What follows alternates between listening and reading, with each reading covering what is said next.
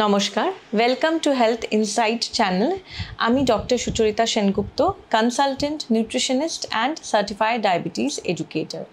আজকে আমি যে বিষয়টি নিয়ে কথা বলবো সেটি হচ্ছে ওজন কমানো যখন সে অলরেডি একজন diabetic, losing weight while you are suffering from diabetes. এইটি নিয়ে যখন ডায়াবেটিসে ভুগছেন তখন অলরেডি আপনার অনেক রেস্ট্রিকশন চলে আসছেন, এটা খাওয়া যাবে না, এটা খেতে হবে, তখন আবার ওয়েট লস করাটাও একটা অ্যাডেড ফ্যাক্টর হয়ে দাঁড়াচ্ছে। তাহলে কি কি জিনিস আমাদের মাথায় রাখতে হবে যাতে ওয়েট লস প্রসিডিওরটা অনেক ইজি হয়? কারণ ডায়াবেটিস থাকলে যদি একটা মানুষ ওভারওয়েট বা ওবেসিটিতে অলরেডি ভোগেন তাহলে ডায়াবেটিসের প্রোগ্রেশনটা আরেকটু কিন্তু বেড়ে যাচ্ছে।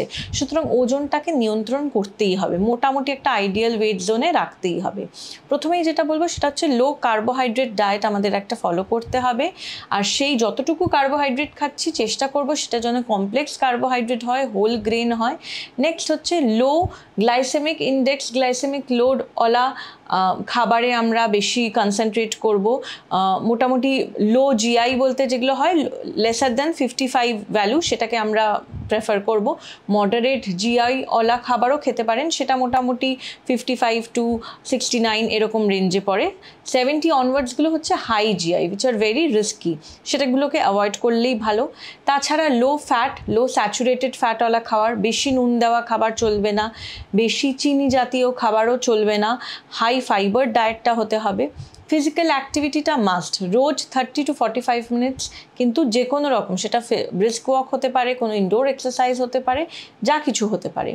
নেক্সট হচ্ছে যারা ভেজিটেরিয়ান তাদেরকে নিয়ে কিছু বলার নেই, যারা নন ভেজিটেরিয়ান তারাও চেষ্টা করবেন যদি একটু ভেজিটেবল জাতীয় খাবার, মানে সেটা হতে পারে গ্রিন লিফি ভেজিটেবল, স্যালাড হতে পারে, বা ভেজিটেবল সোর্স অফ প্রোটিন হতে পারে, মানে অর্গ্যান মিটস, প্রসেসড মিট, এইটাকে একটু যদি কমানো যায় তাহলে ভালো হয়।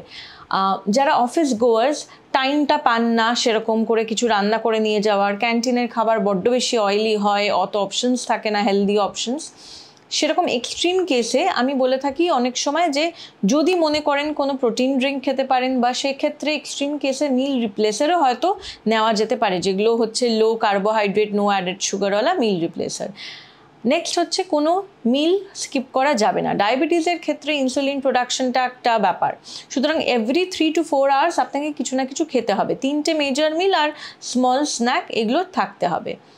আরেকটা হচ্ছে অনেকেরই প্রশ্ন থাকে আমার খুব চিট মিলস করতে ইচ্ছে করছে, কি করব? তো আমি একটা কথা বলি, ফিস্ট অন ফাইবার। ফাইবার জাতীয় খাবারে চেষ্টা করবেন আপনার পেটটা ভরাতে, তাহলে ওটা সাস্টেনও করবে আর ওটা আপনার শরীরটাকে ভালোও রাখবে। ডায়াবেটিস নিয়ে আপনি অলরেডি ভুগছেন, ওজনও বেড়ে আছে, এটা খুব ভালো হবে।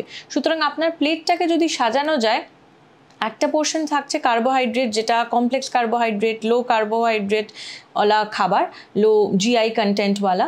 নেক্সট হচ্ছে প্রোটিন, যার মধ্যে লিন প্রোটিন যাতে থাকে, ভেজ প্রোটিনটা একটু বেশি থাকলো তাতে ক্ষতি নেই, একটা প্রোবায়োটিক থাকলো, দই থাকতে পারে।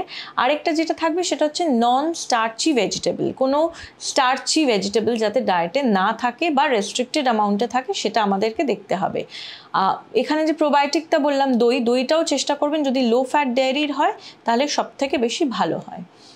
একটা জিনিস মনে রাখবেন, diabetes is not curable but reversible.